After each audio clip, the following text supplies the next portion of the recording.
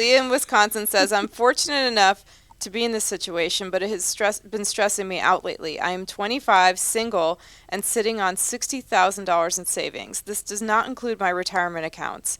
I have $6,000 in student loans to pay off.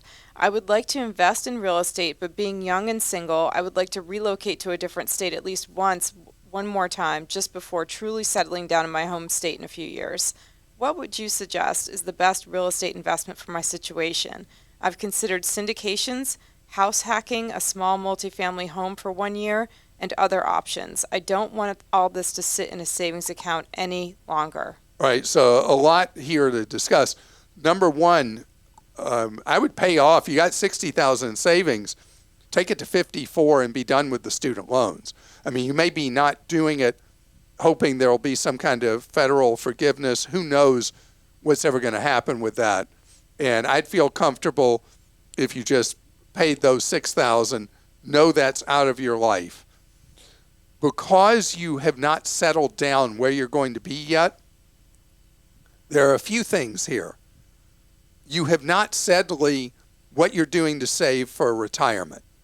And you've not mentioned whether you have a Roth IRA, which is, it's just my thing, is the Roth IRA. Because it allows you to put money aside now at a very young age, 25 years old, and have it grow the next 40 years tax-free and be spent tax-free. And so that would be another pile of cash I want you to put in. You can do a 22 contribution. You can do a 23 contribution if you haven't filed your income tax return yet. You can do both years. Then we're pulling another 12 plus off the table right away. So now I've taken your 54 down to 42. Still want you to have some cushion there, but because you don't know where you're going to be, I want you to stay away from owning real estate as an investment. I don't want you in the syndications, as you referred to, because those crowdfunding things tend to have very high fees. I'd like you to do something really simple. Take some of the money you have and put it in a REIT, R-E-I-T, index fund. It allows you great diversification of real estate holdings that you buy and sell like you would buy a stock. The lowest cost provider in the market for these REIT funds is Vanguard. And go read how it works, and you can look at either a REIT index ETF or a REIT index fund.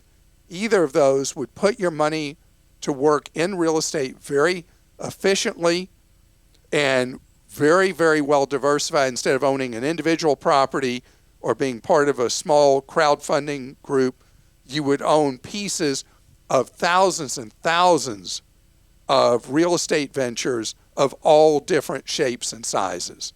So you still want to have, though, a decent amount of savings. There's nothing wrong with, and a lot right, with you having a large amount of savings. But you need to get the money productively working. And again, step number one, the Roth IRA. Step number two, look at whether you're going to pay off the student loans. And step number three, you want to do some real estate, look at the REIT index fund.